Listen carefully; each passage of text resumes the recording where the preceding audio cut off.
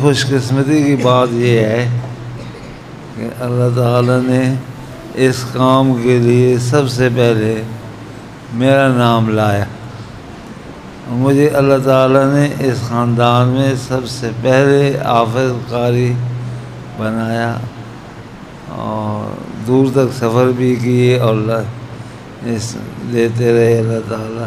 اس کے بعد میرے چاچا صاحبان بھی آئے اور ان کے بھی حفظ ہو گئے اور بھی اور حضرات کے بھی ہوتے رہے. اب چونکہ مجھے سمجھ نہیں آتی کہ میں بیان کیا کروں، کیونکہ وہ ایسی تکلیفوں میں مبتلا ہوں جو اللہ تعالیٰ وہ جانتا ہے یا میں جانتا ہوں کہ کس طرح نکلنا وہی جانتا ہے. تو بہرحال ہاتھ اٹھائیں، اللہ سے مانگتے ہیں.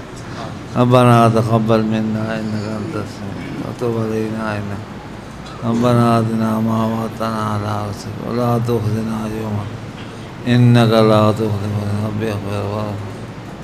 سبحان ربك رب العزة عما يصفون وسلام على المرسلين والحمد لله برحمتك يا رب.